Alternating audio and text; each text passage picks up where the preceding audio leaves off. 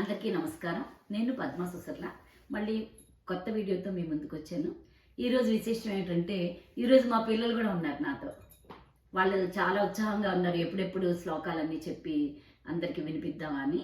ఇప్పుడు ముందు మేము మనస్వి, ఆద్య వాళ్ళిద్దరూ ఈ ఈ పువ్వు పెట్టుకుని సరస్వతీదేవికి పువ్వుని సమర్పించి అప్పుడు శ్లోకాలు మొదలు పెడతాం. ఆద్య అండ్ మనస్వి రావాలి. The cup. Hold.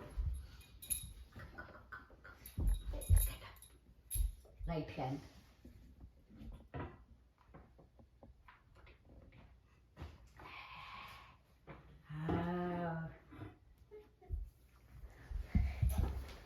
నమస్తే. అందరూ నమస్తే చెప్పండి. ఇప్పుడు సిద్ధార్థ శుక్లాంబరధరం. ప్రతి పని ఏ పని చేసినా మనం చదువు దగ్గర నుంచి ఇంట్లో చేసుకునే చిన్న పూజ, పెద్ద పెళ్ళి, ఒక గృహప్రవేశం, అసలు ప్రతి శుభకార్యానికి ఆ వినాయకుడు మన ముందు ఉండాల్సిందే. వినాయకుడి పూజతోటే మనం అన్నీ మనకి విద్యని, జ్ఞానాన్ని, ఐశ్వర్యాన్ని, అన్ని కోరికల్ని తీర్చే ఆ వినాయకుడిని ప్రార్థిస్తున్నాం. ఫస్ట్ సిద్ధు ఇప్పుడు శుక్లాంబరధరం చెప్తాడు.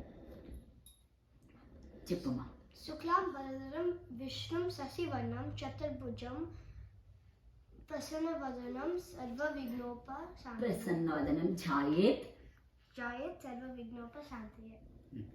పర్వాలేదు సిద్ధు. ఈ మధ్యన చాలా రోజులు అయింది కదా సిద్ధు వచ్చి, అందుకని మధ్యలో చిన్న మర్చిపోవడం ఉంటుంది. నెక్స్ట్ టైం సిద్ధు చాలా బాగా మాట్లాడతాడు కదా, చాలా బాగా చెప్తాడు. సిద్ధు వింటాను next time without any small mistake. Okay okay. ఇప్పుడు మనస్సుని కొత్తగా తను వచ్చిందండి. వచ్చి అంటే కొంతకాలం అయింది.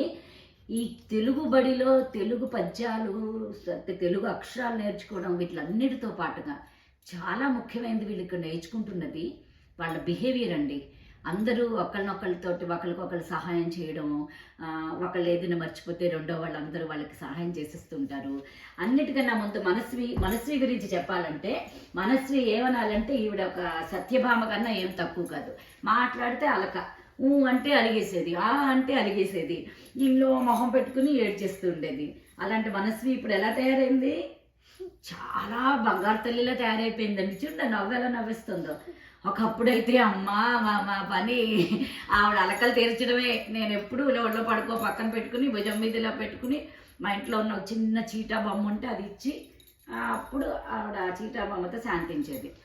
సో ఇప్పుడు చాలా మారిపోయింది ఇదంతా. అందరినీ చూసి వీళ్ళందరితో పాటు కలిసిమెలిసి ఆడుకుని ఇంత చక్కగా తయారైంది. ఇది నాకు చాలా సంతోషాన్ని ఇచ్చే విషయం. అలాగే తెలుగు కూడా బాగా నేర్చుకుంటుంది అక్షరాలు అవి. ఇప్పుడు రామాయ రామభద్రయ్య శ్లోకం చెప్తుంది. చేతుల్లో కట్టుకుని చెప్పు. రామాయ రమపత్రాయ వమచరాయ వేస వగనర్దాయ నర్దాయ సీతాపదే నమః. బాగా చెప్పావు మనస్వి, చాలా బాగా చెప్పావు. ఇంకా మంచిగా అన్ని నేర్చుకుంటామా? అలాగే అనాలి. తెలుగులో మాట్లాడుకోవాలి మనం, సరేనా? ఓకే. ఇదండి మన బాధ. నేను తెలుగు చెప్తూ ఎన్ని మాటలకు తడుగుకుంటున్నానంటే అసలు ఓకే అంటే ఏమనాలి, ఎస్ అంటే ఏమనాలి, అవి కూడా మర్చిపోయాం. అసలు తెలుగు భాషలో ఆంగ్ల పదాలు ఎలా కలిసిపోయాయి అంటే, మన ప్రతిరోజు వారి కార్యక్రమంలో అవి కలిసిపోయిన విధానాన్ని ఇంకో వీడియోలో మీకు చెప్తాను. నేనే కాదు, అందరికీ చెప్పే నేనే ఎన్ని తెలుగు పదాలకి ఇంగ్లీష్ వాడేస్తున్నాను. నా మీద నాకే చాలా కోపం వస్తుంది, కానీ తడుకోవాల్సి వస్తుంది. అందుకని నా వచ్చే వీడియోలో మనం ఎంత ప్రతి రోజువారీ జీవితంలో మనం మాట్లాడే ఆంగ్ల పదాలు ఎన్ని ఉన్నాయి, అందులో తెలుగు పదాలు మనం ఎదుర్కోవాల్సి వస్తుంది. ఇది మళ్ళీ ఇంకో బాధ నాది. ఇప్పుడు మా రిత్య ఏం చెప్తుంది? చాలా వీళ్ళకి చాగంటి వారు చెప్పారు, ప్రతి ఆంధ్రుడికి కనీసం 10 పోతన పద్యాలు రావాలని. ఆయన చెప్పిన మాట విన్నాక నేను ముందు పోతన గారి పద్యాలు నేర్చుకుని మా పిల్లలకి నేర్పాను. ఇందుగలడు అందులేడని చెప్తావా? నువ్వు చెప్తావా? చెప్పు చెప్పు.